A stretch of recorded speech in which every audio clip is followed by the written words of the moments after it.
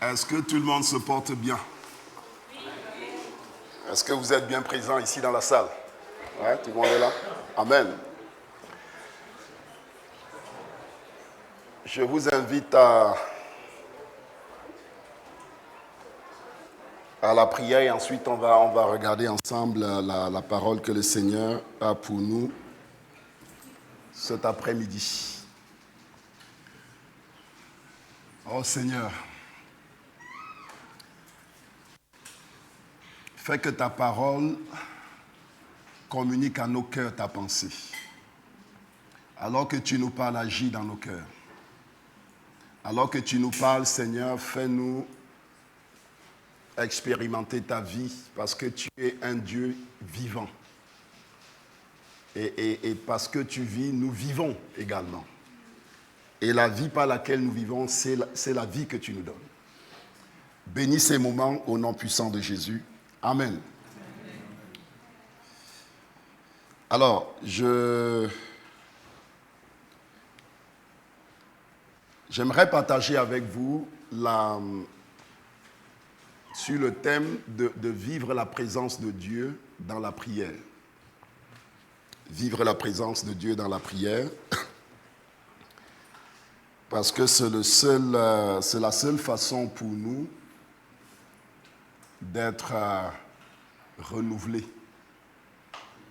Le carburant qui nous permet d'entreprendre le voyage dans lequel le Seigneur nous a placés se trouve dans sa présence.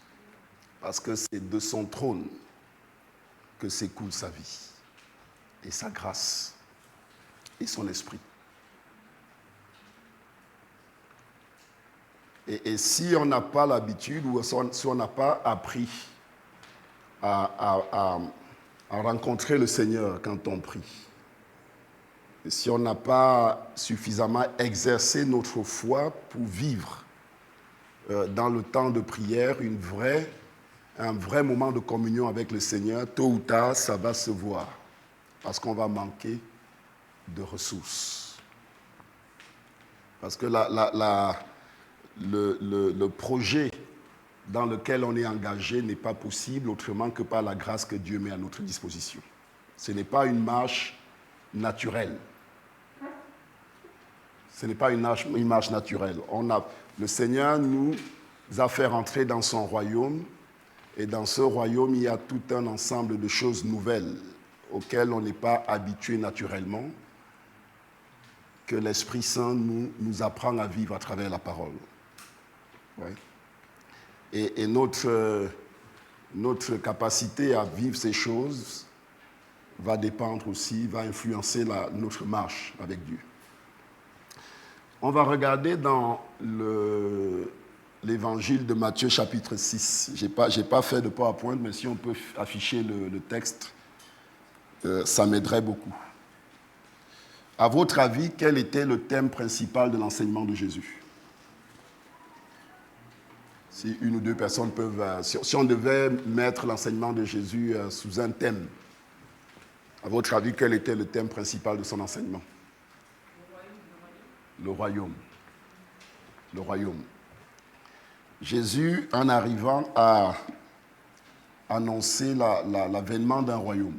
Un royaume invisible, un royaume spirituel, un royaume céleste. Et le temps qu'il a passé avec ses disciples, et le temps qu'il a passé pendant son ministère terrestre, il a passé ce temps en essayant d'expliquer la nature de ce royaume et la manière dont le royaume influence la vie de ceux qui acceptent de se soumettre à l'autorité de Jésus. Et dans le passage qu'on va regarder tout à l'heure dans Matthieu chapitre 6, c'est une partie du sermon sur la montagne, Jésus explique à ses disciples ce qui change dans la vie d'un homme ou d'une femme qui est entré dans le royaume de Dieu et qui est censé vivre dans ce royaume. Et c'est ce que j'aimerais qu'on regarde parce qu'il met en avant quelque chose d'important. On peut afficher ou pas? Matthieu chapitre 6. On va prendre d'abord les 2 premiers versets. Voilà ce que Jésus dit à ses disciples. Gardez-vous de pratiquer votre justice devant les hommes. Pour être vu, gardez-vous de pratiquer votre justice devant les hommes pour en être vu. Autrement, vous n'aurez point de récompense auprès de votre Père qui est dans les cieux. Gardez-vous de pratiquer votre justice devant les hommes pour être vu par les hommes. Autrement, vous n'aurez pas de récompense auprès de votre Père qui est dans les cieux.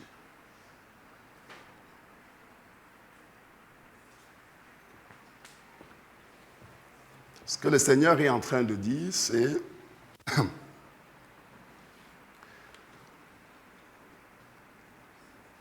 lorsqu'on est en Christ, Dieu nous appelle à vivre d'une façon nouvelle. Il nous appelle à vivre notre vie en étant conscient, non pas du regard des autres, en étant conscient non pas de notre histoire, non pas de nos limites, mais en étant conscient de sa présence. Et ce que ce texte nous dit, c'est si on vit autrement que de cette façon, on ne reçoit pas de la part du Père la récompense du Père. J'expliquerai ce que ça signifie. Il y a une façon de vivre notre vie chrétienne qui fait que Dieu est glorifié ou pas. On va continuer la lecture, je reviendrai là-dessus. Verset 2. Lors donc que tu fais l'aumône, ne sonne pas la trompette devant toi, comme le font les hypocrites dans les synagogues et dans les rues, afin d'être glorifiés par les hommes. Je vous le dis en vérité, ils reçoivent leur récompense. Tu peux continuer au prochain verset. Mais quand tu fais l'aumône, que ta main gauche ne sache pas ce que fait ta main droite, continue, afin que ton aumône se fasse en secret, et ton Père, qui voit dans le secret, te le rendra. Oui. On va continuer au verset 5.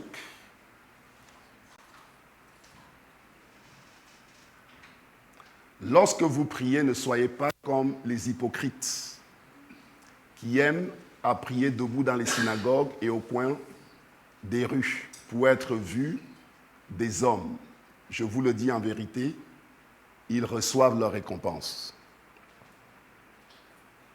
Mais quand tu pries, entre dans ta chambre, ferme ta porte et prie ton Père qui est là dans le lieu secret, et ton Père qui voit dans le secret te le rendra.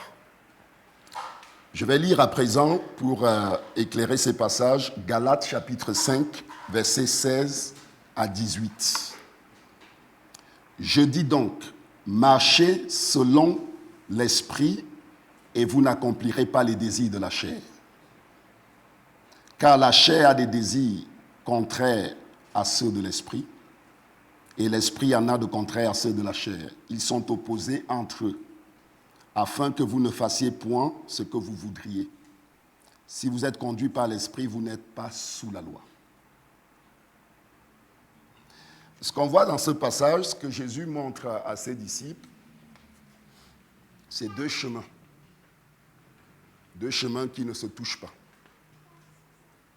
Deux chemins qui sont fondés sur deux réalités différentes. Le premier chemin, c'est celui de notre nature, telle qu'elle est, notre chair. Et le deuxième, c'est ce que nous sommes devenus en Christ. La présence de l'Esprit dans nos cœurs. Et lorsque j'interagis avec les gens autour de moi, je peux emprunter un de ces deux chemins. C'est une possibilité. Le chrétien peut vivre selon la chair comme il peut vivre selon l'esprit. Les deux sont possibles. Vous êtes avec moi? Le chrétien peut vivre selon la chair comme il peut vivre selon l'esprit. Et la seule façon de vivre qui nous fait rentrer dans le projet que Dieu a pour nous et qui nous fait vivre sa grâce, c'est lorsqu'on vit selon l'Esprit. Maintenant, la question que ça soulève, c'est est-ce que chacun de nous, est-ce qu'on est capable de savoir, quand on interagit avec les gens, si on vit selon l'Esprit ou selon la chair?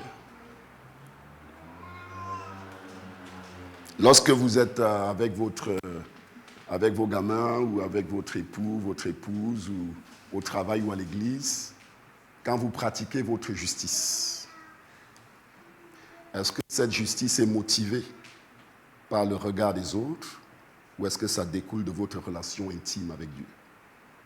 Est-ce que vous êtes capable de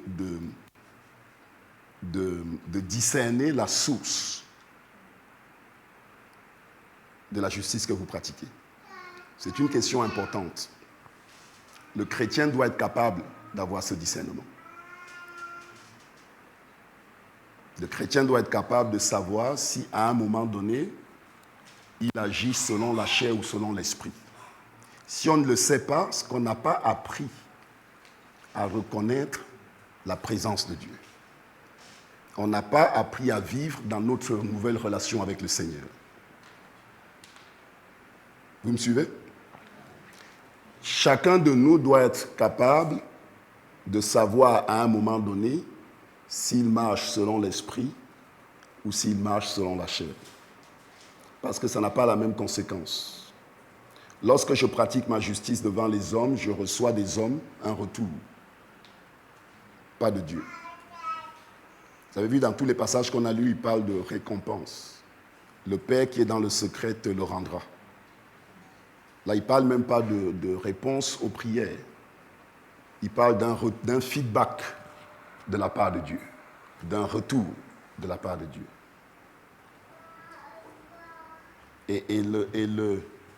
Ce retour de la part de Dieu, c'est quelque chose qu'on vit dans notre marche avec lui, dans notre communion avec le Seigneur. C'est l'accroissement de la grâce qui est en nous.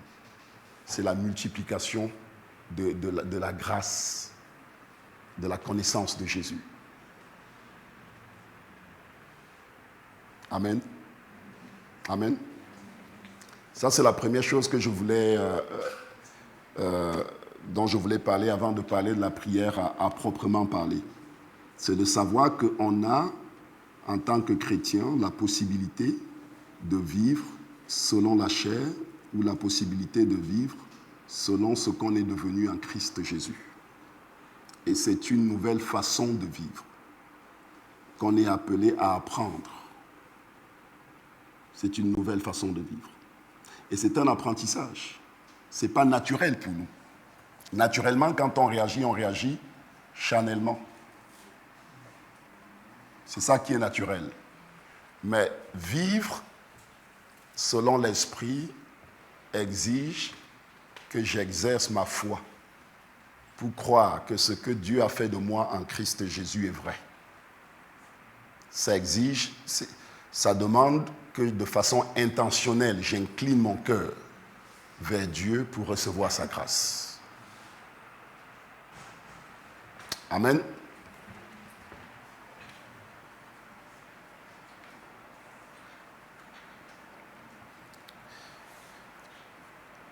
Maintenant, on va prendre, si David veut bien l'afficher, c'est Gilbert. Si tu peux me rafficher le chapitre 6, verset 6.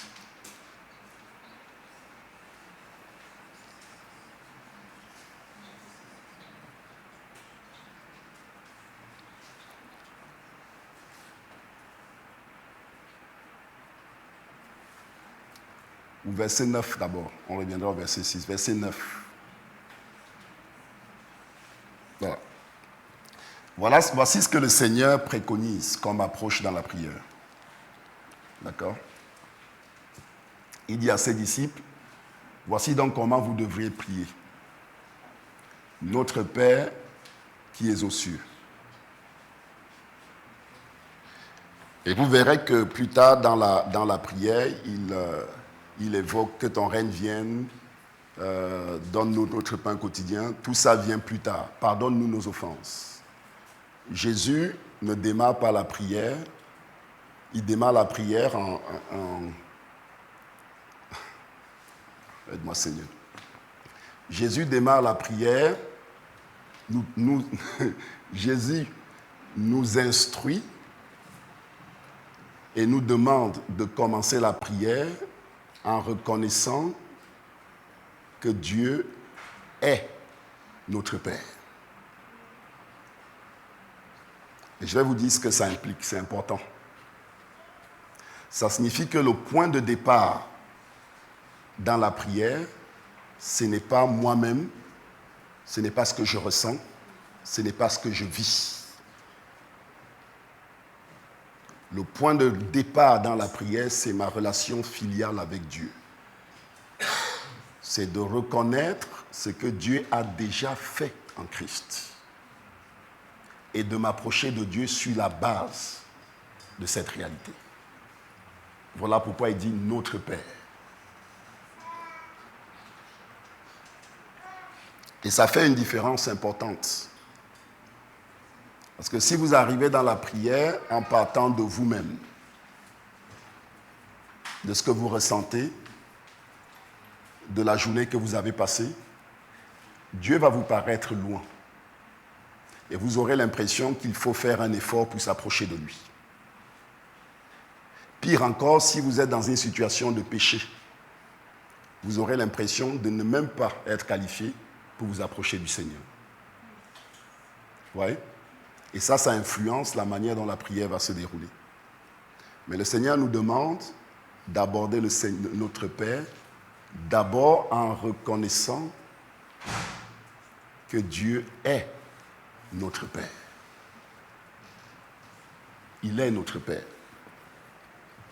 Est-ce que ça signifie que Dieu est notre Père? Et je vais prendre quelques passages pour l'expliquer. Si on dit que Dieu est notre Père, ça signifie que Dieu a déjà fait quelque chose avant même qu'on s'approche de lui.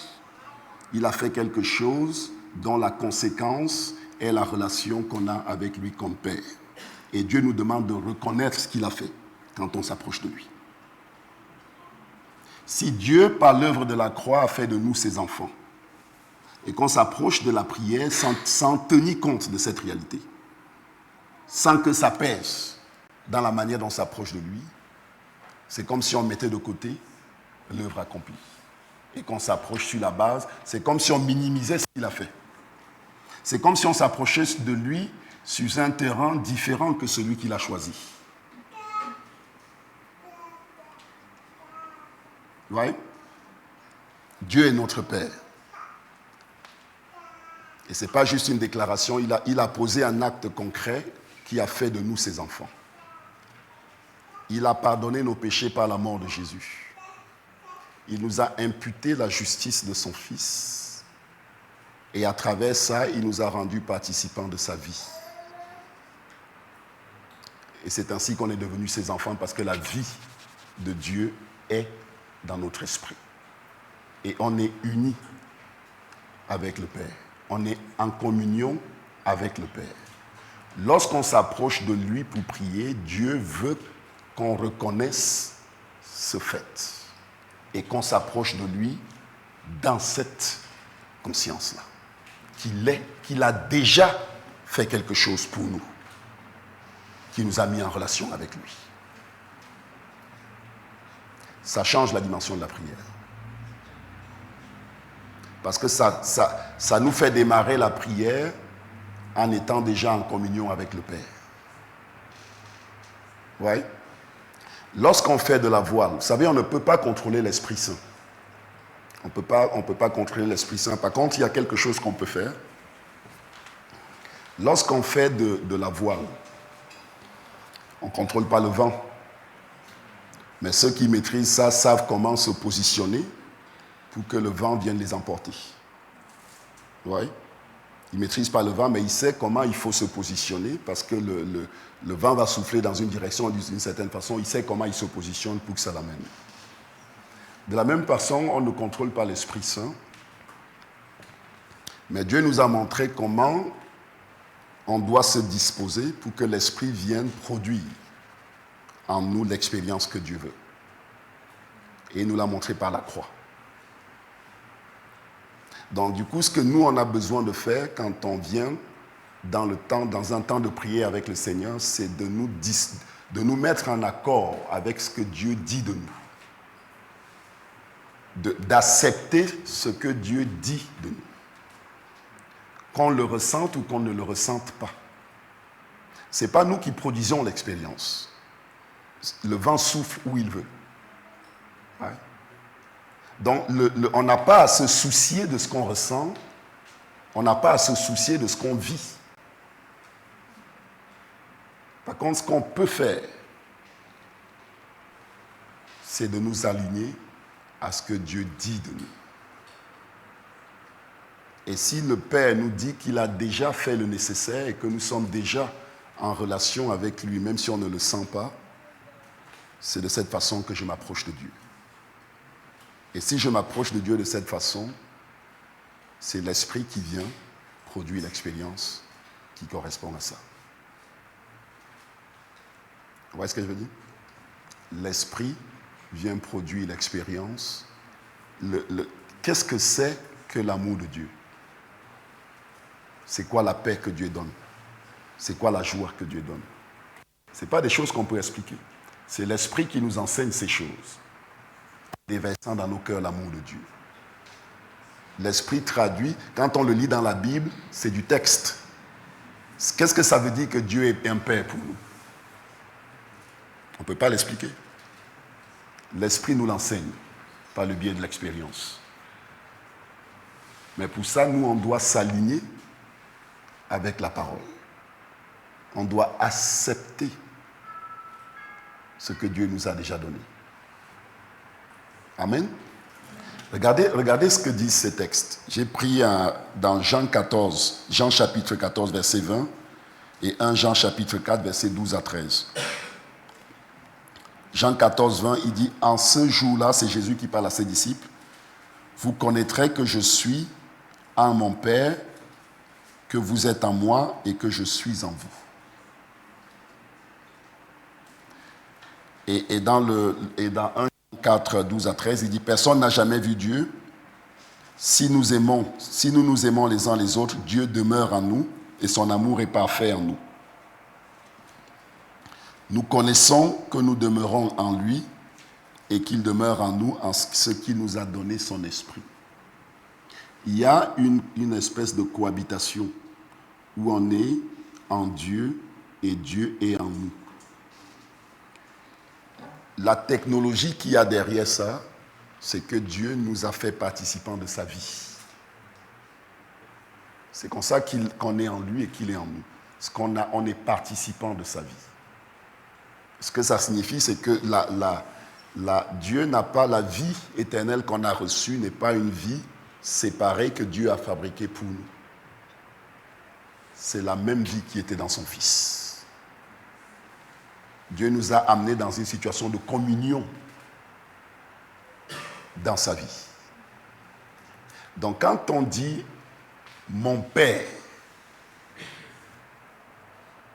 c'est à ça que ça renvoie. Ouais. Dans la prière, je ne cherche pas à ce que Dieu devienne mon Père. Je ne dis pas « Dieu devient mon Père ». Il est mon Père. Et je m'approche de lui sur cette base. Peu importe ce que je ressens.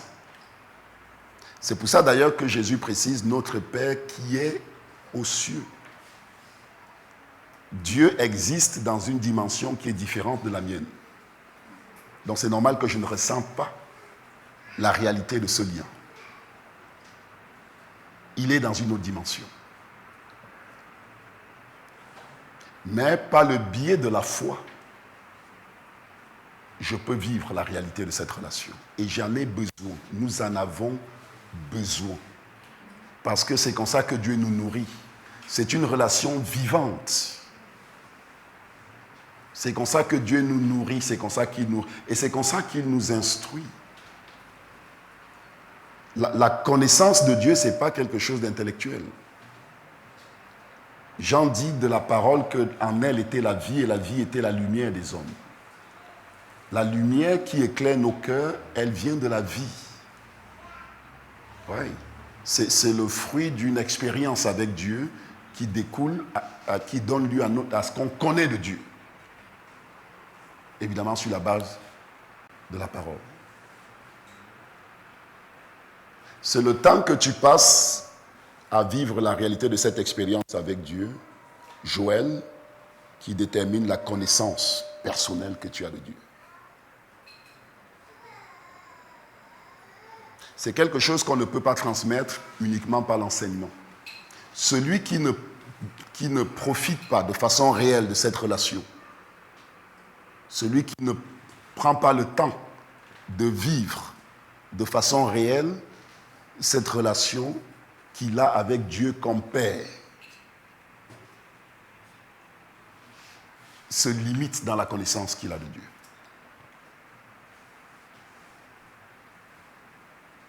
Donc mon exhortation cet après-midi, c'est ça.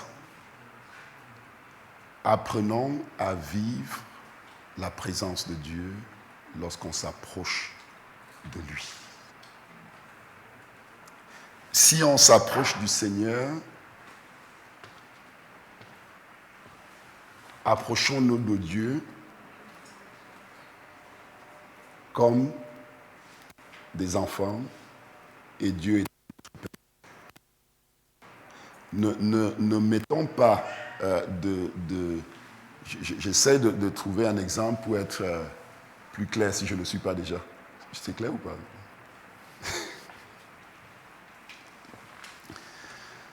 Il y a des moments où on se sent fatigué, sec spirituellement.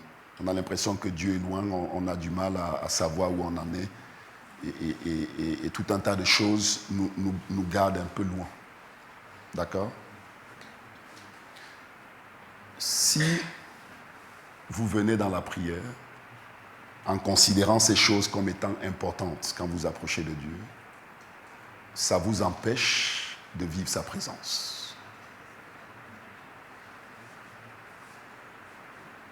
Parce que celui qui s'approche de Dieu doit croire. Vous savez, sans la foi, il est impossible de lui être agréable. Ce qui déclenche la puissance de Dieu dans notre expérience, c'est quand on s'enligne avec ce qu'il dit. Si Dieu dit qu'il nous aime, approchons-nous de Dieu comme un Père qui nous aime. Ça va?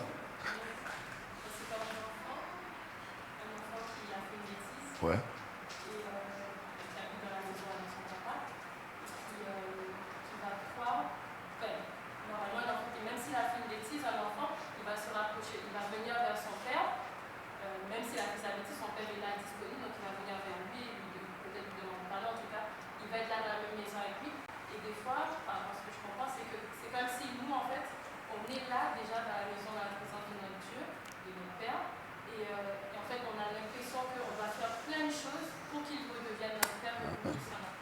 Amen. C'est ça. C'est ça. Et bien souvent, il y a tout un ensemble de choses qui nous empêchent. Il y a beaucoup de choses qui luttent contre cette réalité. Je ne suis pas en train de dire que c'est facile. Il y a tout un tas de choses qui nous empêchent de vivre ça. Tout un ensemble de choses qui nous empêchent de nous approprier ces choses devant le Seigneur. Mais c'est là que la foi rentre en compte. C'est là que la foi rentre en compte. On doit croire malgré ce qu'on ressent et ce qu'on vit, on doit croire en ce que Dieu dit. On doit croire qu'on a un accès total dans sa présence et que cet accès n'est pas basé sur notre mérite. Sans ça, si on n'est pas là où Dieu nous veut, on ne peut pas recevoir les ressources qui nous permettent d'avancer. Ça nous prive. Comprenez? Ça nous prive. Donc on a besoin, les amis, d'apprendre à vivre Et j'insiste sur le vivre, expérimenter. Notre marche avec le Seigneur n'est pas c'est pas une démarche intellectuelle. On a besoin de savoir que Dieu réellement nous communique quelque chose qui n'est pas de nous. Autrement, on va s'essouffler. Et autrement, on va fonctionner selon la chair. Je reviens à ce que je disais au début. Il y a deux chemins qui ne se touchent pas. On ne peut pas basculer par accident dans les choses spirituelles.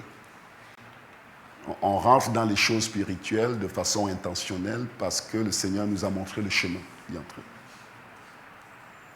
Et si je ne cherche pas à vivre ces choses, c'est la chair qui va s'exprimer naturellement. Parce que c'est comme ça qu'on est constitué. Vous voyez? Je vous invite à vous lever, si vous voulez bien.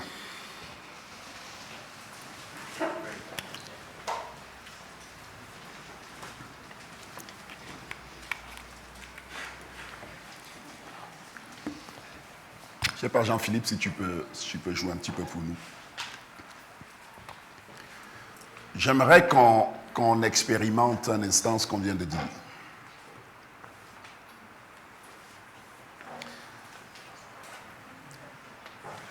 Dieu nous a rachetés pour qu'on soit avec lui.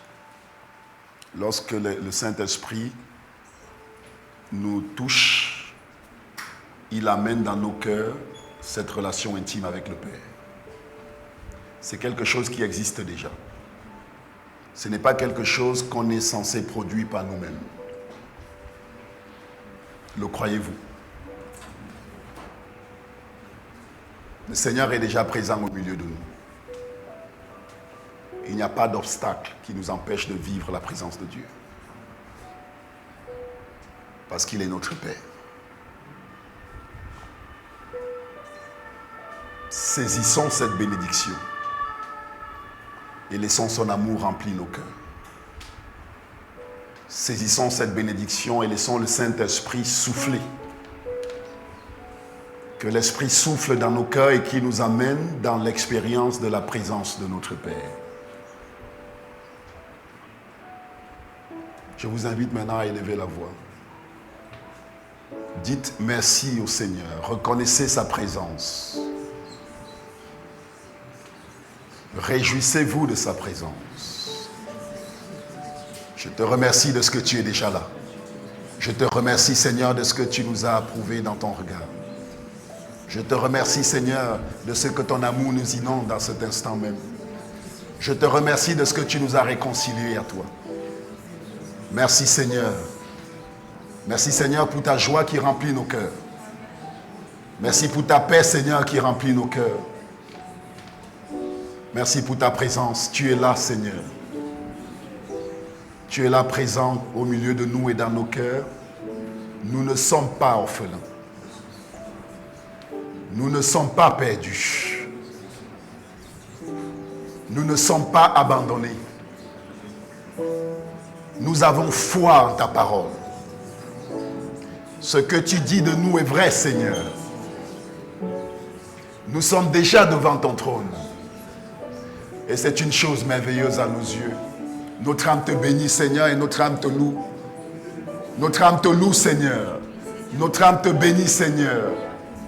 Merci. Merci, Seigneur. Merci, Seigneur. Merci, Seigneur. Notre âme te bénit, Seigneur. Reçois toute l'adoration. Tu es pour nous une source d'eau vive. Et nous t'aimons, Seigneur. Nous t'aimons, Seigneur. Béni soit ton Saint-Nom. Béni soit ton Saint-Nom.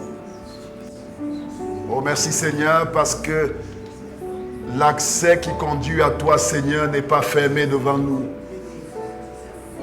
Tu as fait de nous tes enfants, Seigneur, et nous le sommes. Tu as fait de nous, Seigneur, tes héritiers, et nous le sommes. Nous le sommes. Oh, par ton esprit, Seigneur, viens remplir nos cœurs. Nous venons et nous buvons dans ta présence. C'est toi qui déclares dans ta parole que celui qui a soif vienne et qu'il boive. Nous buvons de cette vie. Nous buvons de ton esprit. Béni sois-tu, Seigneur. Béni sois-tu, Seigneur. Oh oui, Seigneur. Seigneur, nous ne voulons plus négliger ce que tu nous as donné.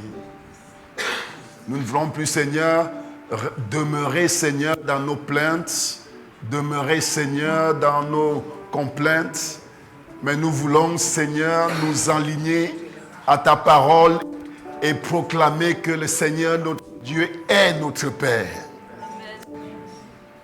Tu es notre Père et tu renouvelles nos cœurs. Tu bannis la peur dans nos cœurs. Ton amour parfait bannit toute crainte. Nous ne sommes pas seuls.